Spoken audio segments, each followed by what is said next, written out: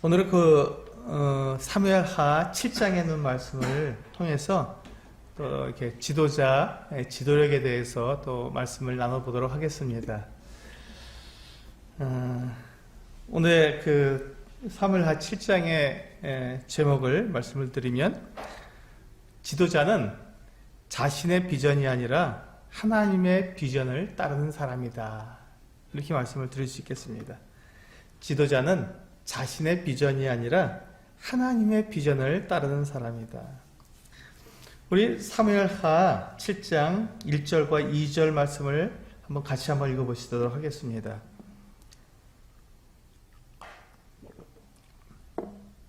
네, 사무엘하 7장 1절과 2절 말씀을 함께 읽겠습니다. 시작.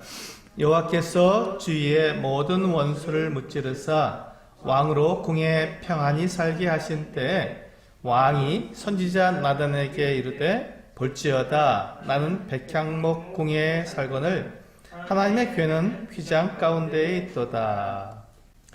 여기 보시면 이제 이 다윗 왕이 이제 자기의 삶에 이제 아마 후반기 같습니다. 여기서 보면 이게 연대순으로 된 것이 아니라 지금 다윗 왕 생애 후반부의 그 같은 모습으로 보이는데, 왜냐하면 그가 여호와께서 주위의 모든 원수를 무찌르게 해주셨고, 그리고 또 이 다윗 왕이 그 백향목으로 지은 자기 다윗궁에서 평안하게 쉴 때, 안정적으로 쉴 때를 말하기 때문에 아마도 이 다윗 왕의 후반부 생애의 한 순간이라고 생각이 됩니다. 이때는 지금 이 다윗 왕이 자기가 이스라엘 왕으로서 정말 이 주변에 있는 나라들을 잘 이렇게 다 무찌르고, 그리고 나라를 굉장히 부강하게 만들어서 평안한 시대였습니다. 굉장히 평안한 시대였고, 이제 누가 봐도 다윗 왕이 성공했다, 이스라엘 왕으로서 성공한 때다라고 말할 수 있는 때였습니다. 그러니까 성공가도를 달리는 가장 전성기 때 다윗 왕의 모습이라는 것이죠. 이게 중요합니다. 그때 다윗 왕이 뭘 생각했냐면, 가만히 보니까 자기가 지금 이렇게 멋지게 만들어진 백향목 궁에, 정말 아름답고 화려하고 정말 멋진 그와 같은 이 왕궁에서 자기가 지금 생활하고 있는데, 가만히 보니까 하나님의 궤는, 하나님께서 임재하시고 하나님께서 이스라엘 백성들과 함께하고 계시는 하나님의 궤, 법궤, 언약궤라 하시는 그 궤가 아직까지도 장막에 있는 거예요. 저 한쪽 구석에 그냥 그렇게 장막 속에 놓여져 있는 것을 생각하면서, 아마도 지금 다윗은 종종 하나님의 궤 있는 곳에 가서 하나님께 제사를 드렸을 것입니다. 그렇기 때문에 그것이 계속 자기 눈에 들어왔고 자기 마음가운데 남아있었겠죠. 그래서 그가 선지자 나단을 불러서 선지자 나단에게 그 같은 말을 합니다. 볼지어다 나는 백향목 궁에 살거늘 하나님의 궤는 휘장 가운데 있도다. 이게 말이 되냐? 나같이 이렇게 정말 연약한 인간도 이 멋진 아름다운 궁에서 사는데, 천지의 주제이시고 만왕의 왕이신 우리 여호와 하나님께서 저 장막 속에 이렇게 계신다는 게 말이 되느냐? 사실 이 언약궤 장막은 이동식 성전이었기 때문에 이스라엘 백성들이 이집트에서 나와서 이 이스라엘 땅으로 오게 될 때 광야 40년을 지나는 동안에 하나님께서 그들과 함께 하시기 위해서 아주 간소한 형태의, 그리고 조립식으로 되어 있는 이동식 성전이었습니다. 그러므로 지금 이 이스라엘 백성들이 지금 이스라엘 땅에, 가나안 땅에 와서 정복하고 이제 나라를 이루고 이제 왕정 시대까지 되었는데, 그러면 이제 그들이 여기서 정착을 했으니 하나님도 그들과 함께 계시는 그와 같은 정말 아름다운 성전에서 하나님께서 계셔야 할 터인데, 아직도 이동식 성전에 계시니 이게 말이 되느냐 하는 것이었죠. 그렇습니다. 다윗은 지금 자기가 어떠한 때였냐면 가장 성공의 아주 최정상에 올라왔을 때였습니다. 그때 그는 자신을 그렇게 가장 그 최고의 그 모습으로 만들어주신 그 하나님을 기억했던 것이죠. 많은 사람들이 자기가 어려울 때, 힘들 때, 그리고 그 고난당할 때는 하나님을 생각하기가 참 쉽습니다. 하나님 도와주십시오. 하나님께 저를 도와주시기 하면 제가 정말 하나님을 열성으로 하나님을 섬기겠습니다. 제가 하나님을 사랑하겠습니다. 그렇게 고백하는 사람들이 참 많습니다. 그러니까 어려울 때는 하나님을 생각하고 하나님께 그렇게 모든 것들이 다 하나님께서 하셨다고 우리가 고백할 때가 참 많습니다. 그렇게 쉽죠, 그렇게 하기가. 그런데 사람이 좀 자기 상황이 좀 나아지고 이게 좀 이렇게 성공적으로 살아가게 되고 뭔가 자기가 가진 힘도 좀 생기고 그렇게 되면 사람의 마음이 바뀌기 시작하죠. 그래, 이게 바로 내 능력이야. 이게 바로 나라고. 나니까 이 정도 하는 거지. 뭐 나 아니고 누구가 이렇게 할 수 있겠어? 라고 하면서 하나님을 잊어버리고 나의 그 어떤 능력과 나의 그 재능과 나의 그 같은 것들을 갖다가 이제 자랑하며 그걸 드러내기를 원합니다. 그 사람들에게 그걸 인정받고 싶어 해지고 그런 가운데서 이렇게 그 교만하게 되는 것이죠. 하나님을 잊어버린 그 같은 세대가 되는 것입니다. 언제?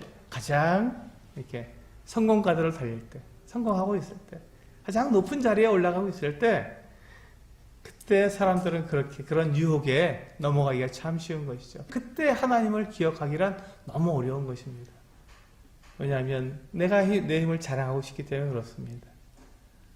근데 그때 이 다윗은 많은 사람들이 그 자리에서 실패하는 그 자리, 그 성공가들 가장 높은 자리, 많은 사람들이 하나님을 잊어버린 그때 다윗은 하나님을 기억하고 하나님의 성전을 지어드리고 싶어하는 그 같은 마음을 가졌던 거예요. 그 같은 비전을 가진 것이죠. 다윗이 가진 이 비전은 정말 아름다운 비전이고 정말 너무나도 훌륭한 귀한 그 같은 비전이었습니다. 그래서 그 비전을 자기가 혼자서 가진 것이 아니라 이제 이 선지자 나단을 불러서 하나님의 이 사람인 선지자 나단을 불러서 그에게 그 비전을 말해 주었던 것입니다. 이 나단 선지자가 다윗의 이야기를 들었을 때 마음이 어땠을까요? 너무 행복했죠.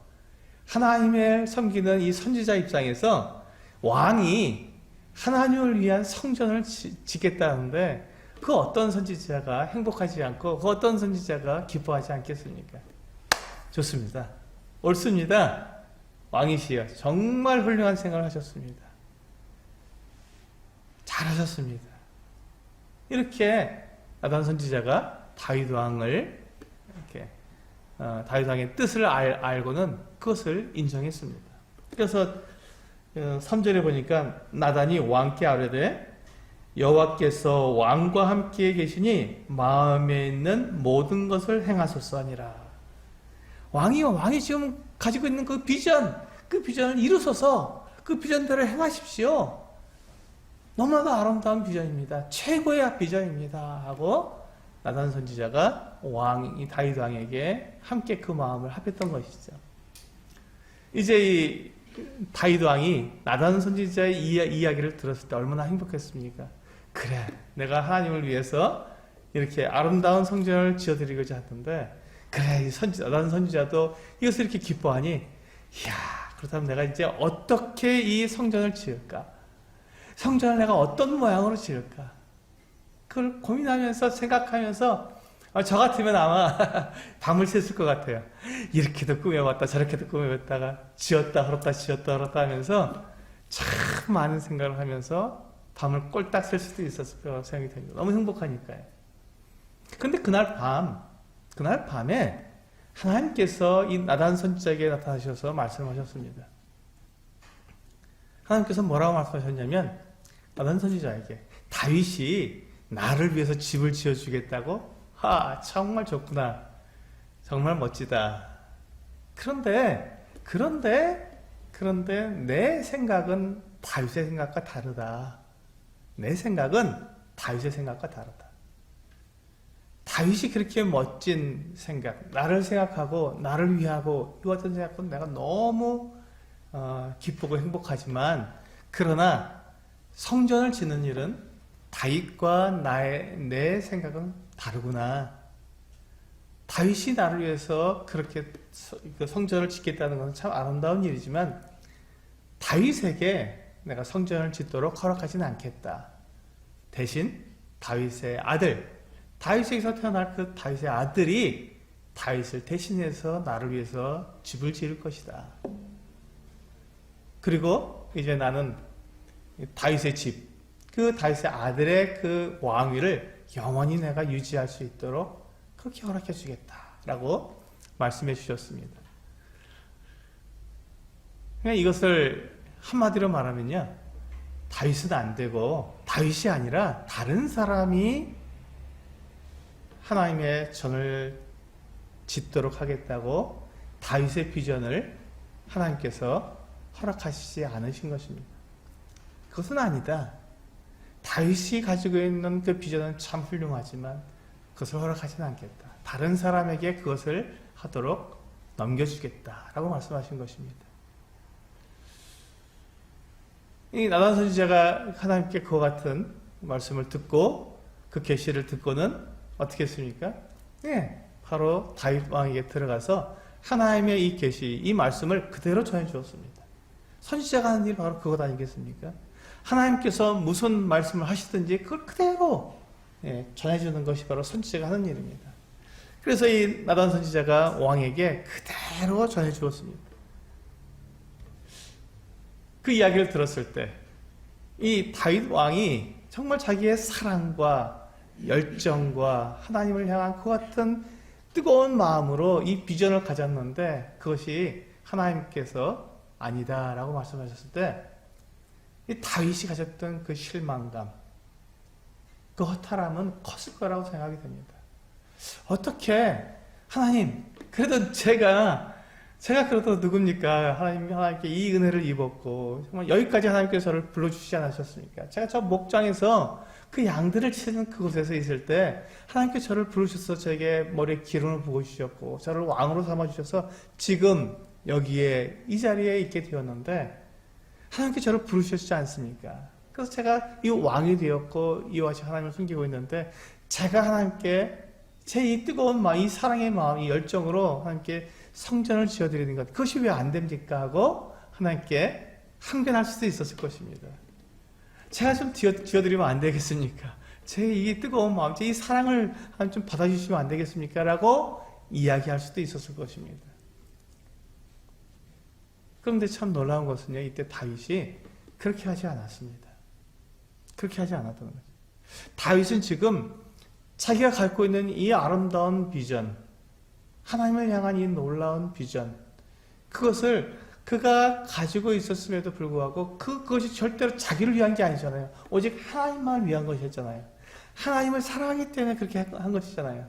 그런데 그것이 거절당했을 때 그가 얼마든지 실망하고 좌절하고 낙심하고 하나님께 대해서 원망할 수도 있었지만 다윗은 그렇게 하지 않았다는 것입니다.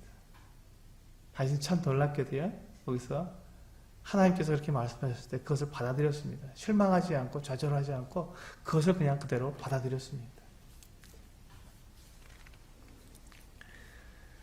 우리 8절부터 한번 보실까요?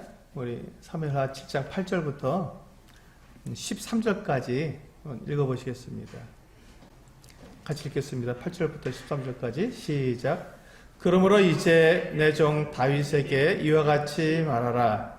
만군의 여호와께서 이와 같이 말씀하시기를 내가 너를 곧 양을 따르는 데서 데려다가 내 백성 이스라엘의 주권자로 삼고 내가 가는 모든 곳에서 내가 너와 함께 있어 내 모든 원수를 내 앞에서 멸하였은즉 땅에서 위대한 자들의 이름같이 내 이름을 위대하게 만들어 주리라.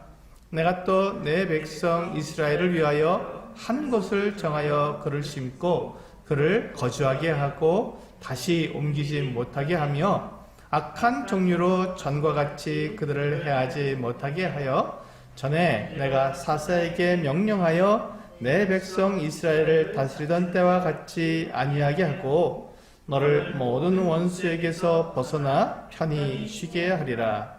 여호와가 또 내게 이르노니 여호와가 너를 위하여 집을 짓고 내 수완이 차서 내 조상들과 함께 누울 때 내가 내 몸에서 날 내 씨를 내 뒤에 세워 그의 나를 견고하게 하리라. 그는 내 이름을 위하여 집을 건축할 것이요 나는 그의 나라 왕위를 영원히 견고하게 하리라. 그렇습니다. 보시면 하나님께서 이렇게 다윗에 대해서 이렇게 약속해 주셨습니다. 여기에 보면 참 놀라운 것이요, 다윗에 대해서 하나님께서 너무나 잘 알고 계셨고 또 다윗에 대해서 분명한 계획을 가지고 계셨다는 것입니다.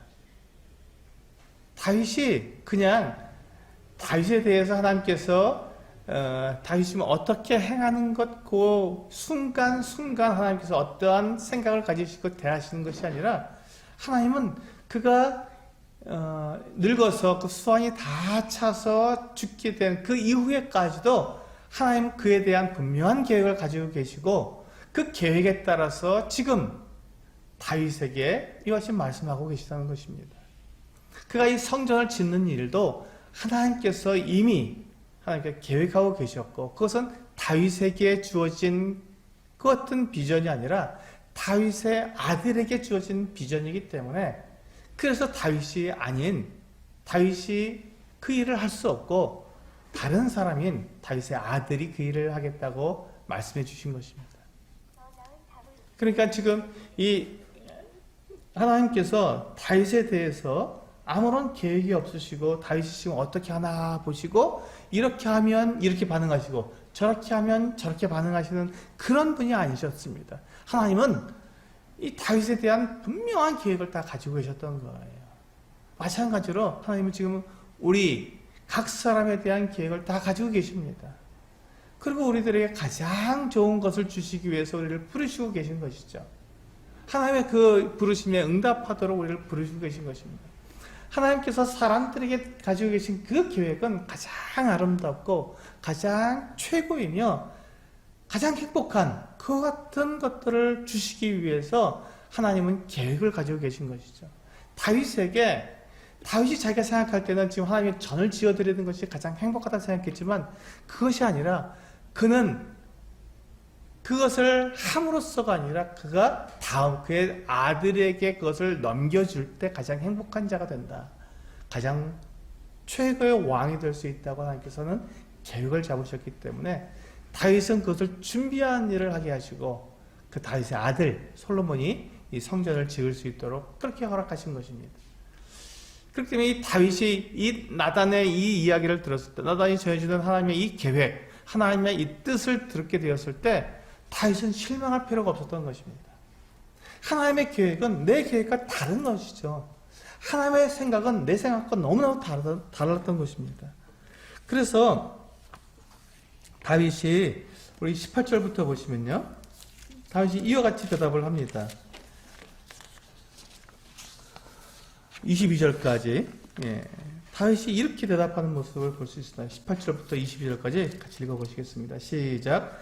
다윗 왕이 여호와 앞에 들어가 앉아 이르되 주 여호와여 나는 누구이오며 내 집은 무엇이기에 나를 여기까지 이르게 하셨나이까. 주 여호와여 주께서 이것을 오히려 적게 여기시고 또 종의 집에 있을 먼 장래 일까지도 말씀하셨나이다. 주 여호와여 이것이 사람의 법이니이다.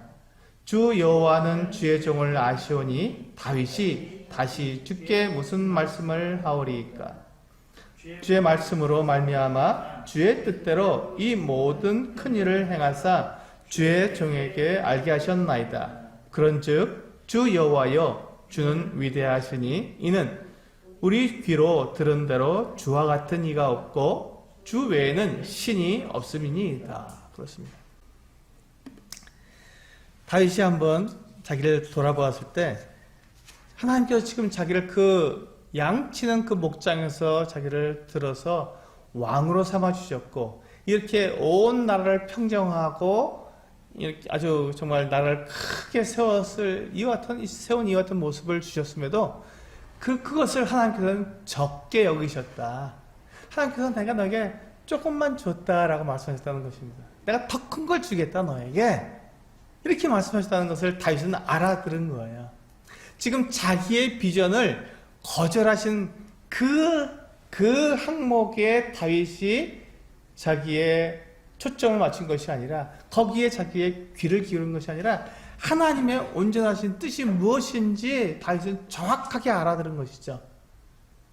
지금 이 성전을 짓느냐 안 짓느냐, 이것은 작은 일이고 그것은 아무것도 아니고, 지금 다윗의 그 장래에 대해서, 다윗이 이거 어떻게 삶을 마칠 것이며 그 이후에 어떤 일이 있을 것인지를 말씀해 주신 하나님의 그 말씀을 그가 듣게 되었을 때, 하나님, 제가 무엇인데 저에게 지금 이 엄청난 이 신분, 이 왕이 되어지고 이 백향목경에서 국에서 이렇게 살게 하신 이 일이 너무나 큰 일인데, 이것이 그냥 이것을 하나님께서는 적은 것으로 여기시고 나에게 더 큰 걸 주시겠다고 하니, 하나님 참 감사합니다.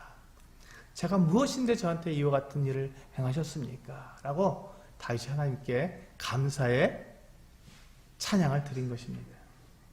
그렇습니다.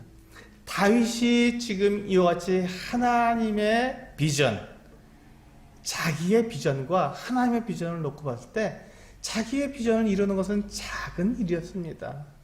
하나님의 말씀을 들었을 때 이것이 얼마나 큰 일인지 그는 알았기 때문에, 자기가 지금 성전을 지어드리냐 그렇지 않느냐, 이것에는 그가 마음을 쓸 이유가 없었던 것이죠. 그렇습니다.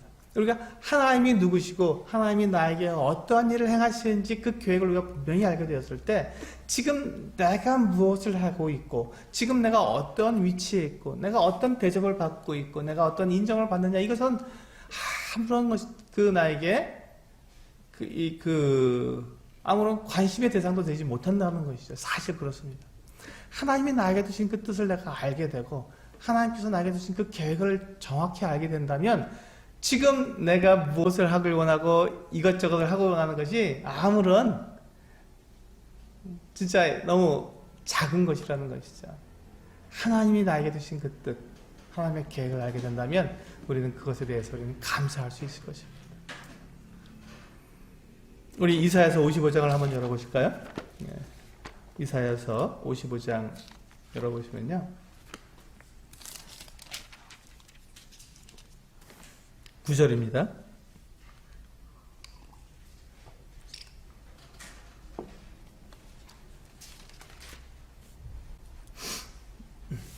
네, 같이 읽어보시겠습니다. 이사야서 55장 9절. 시작. 이는 하늘이 땅보다 높음같이 내 길은 너희의 길보다 높으며 내 생각은 너희의 생각보다 높음이니라. 그렇습니다. 하나님의 길은, 하나님의 생각은 우리 사람들이 생각하는 그 길과 사람들이 생각하는 그 생각보다 훨씬 높으시다는 것입니다. 마치 하늘이 땅보다 높음같이, 그거 같이 높다고 말씀하고 있습니다. 그 하늘과 땅 차이라는 것입니다. 이 하나님의 이 높고 크고 완전하신 계획을 우리가 알게 될 때, 내가 뭘 하고 싶어 했던 것, 내가 뭘 그렇게 이루고 싶어 했던 이와 같은 것들은 아무것도 아니라는 것이죠. 내 비전과 하나님의 비전을 정확하게 우리가 대조해 보게 된다면, 그것을 우리가 깨닫게 된다면, 내 비전을 포기하고 하나님의 비전을 위해서 우리가 살아가는 것이 정말로 아무런 문제가 되지 않는다는 것입니다. 이것이 하나님께서 우리들에게 이 사무엘하 7장 말씀을 통해서 우리들에게 알려주시는 말씀입니다.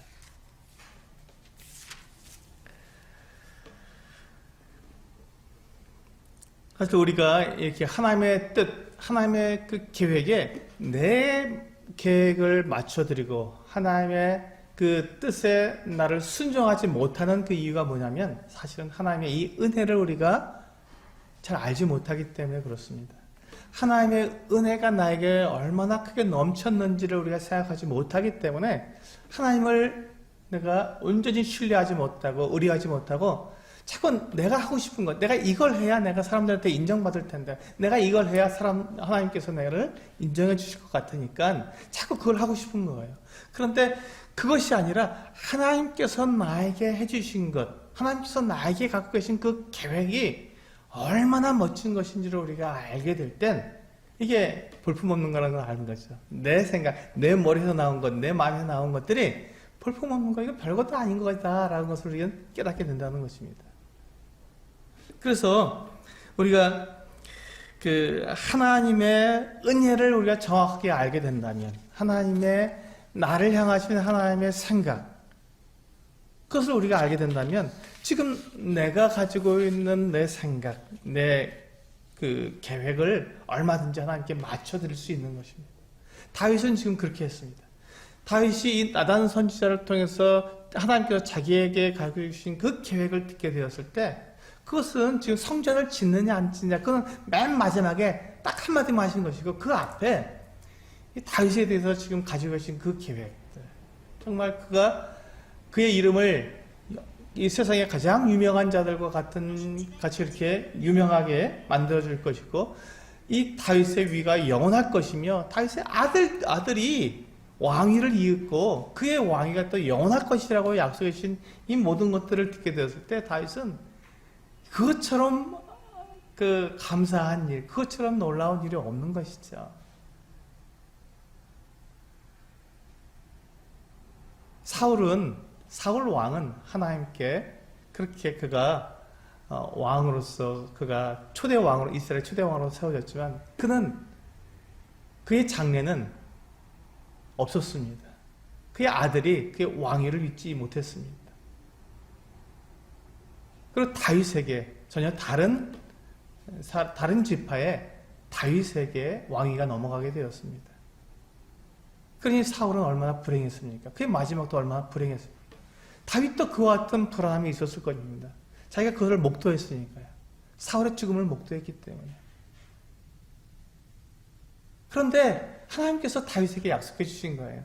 네가 평안히 네가 그 열조의 죽음 가운데 들어갈 것이고, 네 이름이 창대하게 될 것이고, 네 아들이 너를 대신해서 나에게 성전을 지어줄 것이고, 그 왕위가 영원할 것이다. 이것처럼 정말 행복하고 이것처럼 영광스러운 비전이 어디 있겠습니까?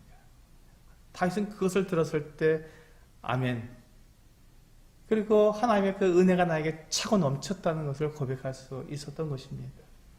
그 은혜입니다. 그 은혜를 알게 되었을 때 다윗은 자기의 생각, 자기의 계획을 하나님께 다 맞춰드릴 수 있었던 것이죠. 우리 신약성경에 보면 바울도 그렇게 했습니다. 바울은 참 훌륭한 사도였죠. 근데 바울이 그 같은 사도로서의 삶을 살면서 그가 어떻게 그의 삶을 그렇게 하나님께 온전히 드릴 수 있었는지, 그것을 생각해 보면요, 그가 하나님의 은혜를 알았기 때문이라고 고백하고 있습니다. 우리 고린도전서 15장이죠. 고린도전서 15장 10절입니다.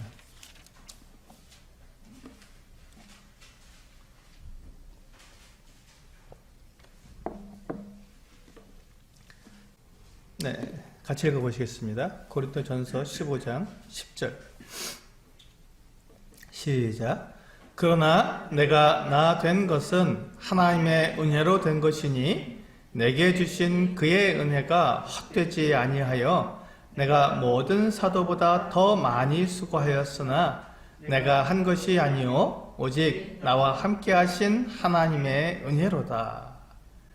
여기 보시면 바울이 지금 고백하는 것은 하나님의 은혜입니다. 지금 내가 나 된 것은, 아까 우리 다윗이 자기 자신을 가리킬 때 그렇게 하지 않았습니까? 자기가 지금 그 양을 치는 그 목장에서 지금 이렇게 왕이 된 것은 하나님의 은혜라고 얘기했는데, 지금 이 바울도 자기 자신을 돌이켜 봤을 때 자기가 어떤 사람이었습니까? 그 교회를 핍박하고 박해하고 성도들을 박해하고 주님께서 바울에게 이렇게 말씀하셨습니다. 사울아, 사울아, 네가 어찌하여 나를 박해하느냐. 그렇게 말씀하실 정도로 예수 그리스도를 박해했던 사람입니다. 그런데 그가 박해했던 그를 하나님께서, 주님께서 그를 부르셔서 그를 사도로 삼으셨고, 그가 이방인의 사도가 되어서 예수 그리스도의 그 복음을 온 세상에 전하는 그 어떤 도구가 되었다는 그 자체에 대해서 그가 그 자기의 그 모습, 사도된 이 모습, 이 복음을 맡아서 그것을 지금 사람들에게 전하고 사람들을 살리는 이 놀라운 일들을 하게 된 것을 생각했을 때 그것을 은혜로 그는 고백했던 것입니다. 이게 은혜 아니냐. 내가 비록 다른 사람보다 더 많이 수고하고 더 많은 고난을 당하고 더 많은 어려움을 겪지만 그게 무슨 상관이냐. 내가 다른 사람들한테 내가 별로 이렇게 인정받지 못하고 그게 무슨 상관이냐. 내가 지금 그리스도의 이 복음의 사도가 되어서 이것을 가지고 지금 온 그 세계 방방곡곡으로 다니면서 사람들에게 복음을 전할 수 있다는 이 자체, 나에게 이 복음을 맡겨주셨다는 이 자체가 나는 너무나도 감사하고 이것이 은혜다. 어떻게 나와 같은 자가 하나님을 그렇게 모르고 하나님을 이렇게 박해했던 나에게 이 일을 맡겨주셨는가. 너무 감사합니다. 이게 은혜입니다. 라고 고백했던 것이죠. 그렇기 때문에 이 바울은 다른 사도들과 그가 좀 더 어렵고 더 정말 형편이 더 안 좋은 그 같은 삶을 살았지만 그것에 대해서 그는 불만하지 않고 오히려 감사할 수 있었던 것입니다. 무엇 때문에? 은혜를 알았기 때문에. 하나님의 이 계획을 알았기 때문에.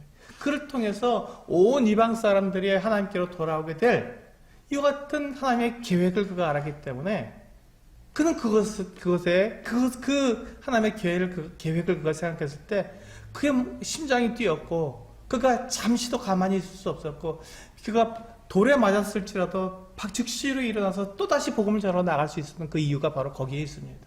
하나님의 은혜 때문에. 나를 불러서 하나님의 그 계획을 이루신다니요. 하나님의 그 교회를 세우게 하신다니요. 제가 어떠한 일을 당해도 제가 어떠한 형편에 있더라도 저는 두려워하지 않겠습니다. 제가 그 일을 하겠습니다 하고 바울은 나아갔던 것입니다. 우리 고린도후서 11장 고린도후서 11장에 보시면 그 일을 위해서 바울이 어떠한 고난을 당했는지 우리 살펴볼 수 있습니다. 고린도후서 11장 23절부터 27절입니다. 11장 고린도후서 11장 23절부터 27절까지 같이 읽어보시겠습니다. 시작.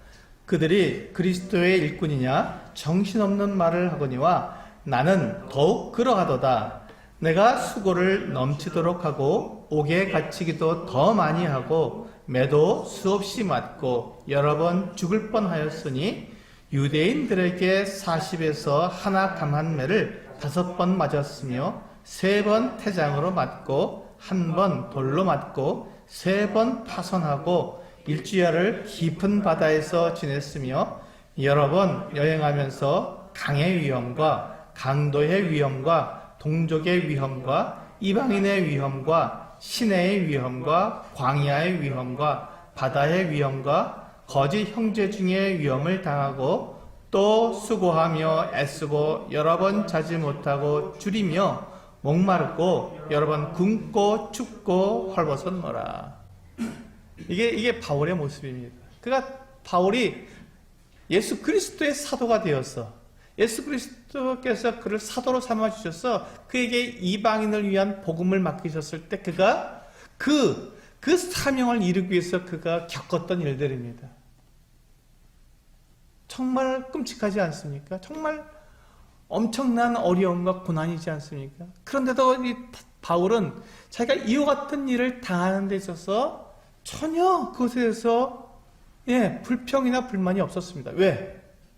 자기를 불러주신 그 예수 그리스도 그분의 그 주님의 그 은혜를 알았기 때문에 그렇습니다. 이것이 은혜라는 것이죠.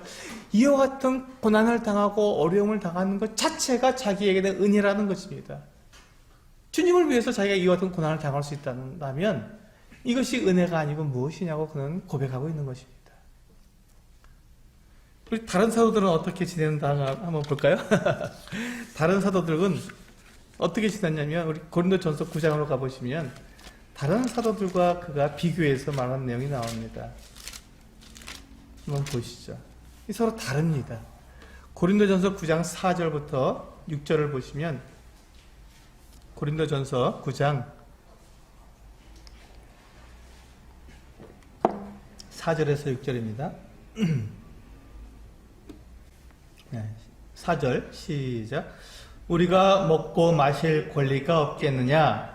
우리가 다른 사도들과 주의 형제들과 게바와 같이 믿음에 자매된 아내를 데리고 다닐 권리가 없겠느냐? 어찌 나와 바나바만 일하지 아니할 권리가 없겠느냐? 여기 보세요. 다른 사도들은 일하지 않고 이렇게 다른 성도들이 그들에게 공개해주는 그 같은 그 공개를 받아서 그들이 하나님의 말씀만 전하러 다녔습니다.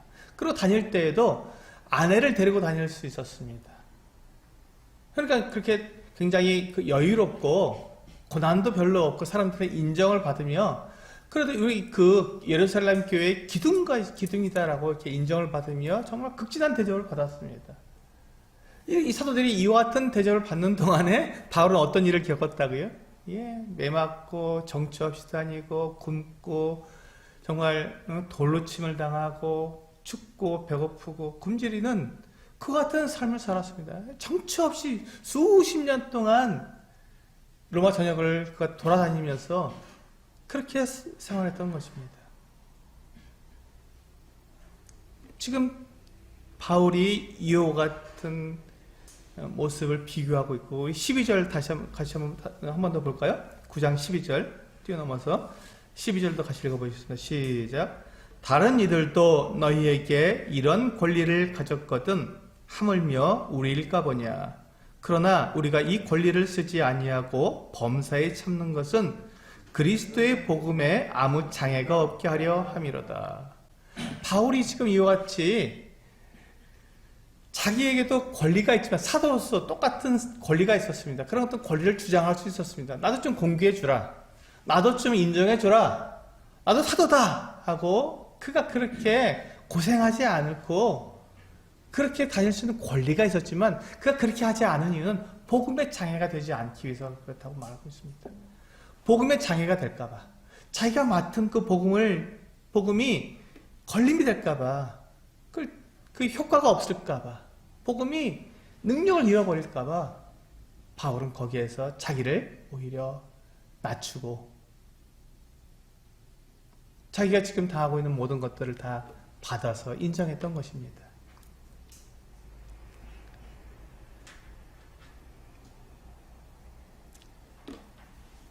우리 한번 여기서 생각해 보시길 원합니다. 다윗 그리고 이 바울, 이 두 사람의 모습을 보면서 그들이 지금 가지고 있는 그 같은 그들의 비전, 그것이 하나님의 비전에 자기들의 비전을 맞춰 보았을 때 그것이 달랐습니다. 바울은요, 그가 아주 정말 이 바리새인으로서 가장 율법에 능한 자가 되기를 원했습니다. 그게 그 사람의 비전이었습니다. 근데 그가 예수 그리스도를 만나게 되었을 때 그 모든 비전이 다 사라져버리고 어떻게 했습니까? 이방인의 사도로서 그렇게 그가 복음을 위해서 이렇게 핍박받고 어려움을 당하는 그 같은 삶을 살게 되었던 것이죠. 그의 비전은 하나님의 비전과 달랐습니다. 그때 그는 어떻게 했습니까? 자기의 비전을 버리고 하나님의 비전을 쫓았습니다. 기쁨으로 그것을 따랐고 그것을 영광으로 알았고 그렇게 자기를 그렇게 사용해 주시는 하나님의 은혜로 그것을 알았던 것입니다. 그래서 하나님의 은혜였다. 내가 나 된 것은 하나님의 은혜다. 내가 이 은혜 때문에 내가 이렇게 살고 있다라고 고백했습니다. 다윗은 어땠습니까? 우리 사무엘하 7장에서 우리가 다윗이 고백했던 것을 생각해 보면 은혜라고 그가 고백했습니다. 어떻게 나와 같은 자에게 이 놀라운 이 왕의 자리를 허락해 주셨으면서도 이것을 적게 여기시고 나에게 더 큰 것을 주신다니요. 하나님의 은혜가 저에게 넘쳤습니다. 하나님 정말 찬양합니다. 하나님 정말 감사합니다. 제가 하나님을 위해서 제가 평생을 제 평생을 하나님께 드리겠습니다 라고 다윗이 하나님께 고백하며 그에게 그 같은 영광을 주신 하나님을 그가 찬양했던 것입니다. 성전을 누가 짓느냐 안 짓느냐 이것이 중요한 것이 아니었습니다. 그것은 내가 가지고 있는 내 비전이지 하나님의 비전에 그것을 비춰봤을 때 그것은 정말 아무것도 아닌 것이었습니다. 우리가 그와 같이 내 비전을 하나님 앞에 온전히 맡겨드리고 하나님의 계획과 비전에 나를 드릴 수 있는 그 분명한 이유는 딱 한 가지, 하나님의 은혜를 알게 될 때였습니다. 하나님의 은혜를 내가 인정하게 될 때, 내가 누구인지를 돌아보고 하나님께서 나에게 베푸신 그 은혜가 얼마나 큰지를 내가 돌아보게 되었을 때, 그때 그 하나님의 은혜를 고백하게 될 때 우리는 내 비전이 아닌 하나님의 비전에 맞추어 살아갈 수 있게 되는 것입니다. 그렇습니다. 특히 교회 지도자들은 이것이 분명해야 합니다. 교회 지도자들은 내 자신의 비전을 가질 수가 있습니다. 정말 큰 비전을 가질 수 있고 아름다운 비전을 가질 수 있습니다. 주님을 위해서 내가 이렇게 하겠습니다라고 하는 놀라운 비전을 가질 수 있습니다. 그러나 그 비전이 하나님의 비전과 하나님의 계획과 맞춰 보았을 때 그것이 맞지 않고 오히려 하나님의 비전이 나에게 다른 하나님의 비전을 나에게 알려주셨을 때 그때 우리는 나의 비전을 놓고 하나님의 비전에 맞추어서 살아가야 하는 것입니다. 그것이 하나님의 은혜를 아는 사람이고 하나님의 그 어떤 하나님 되심을 내가 고백하는 사람의 모습입니다. 그래서 지도자는 자신의 비전이 아니라 하나님의 비전을 따르는 사람입니다.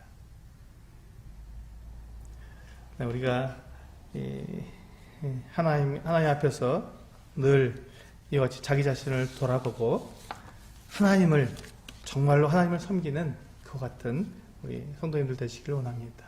기도하시겠습니다.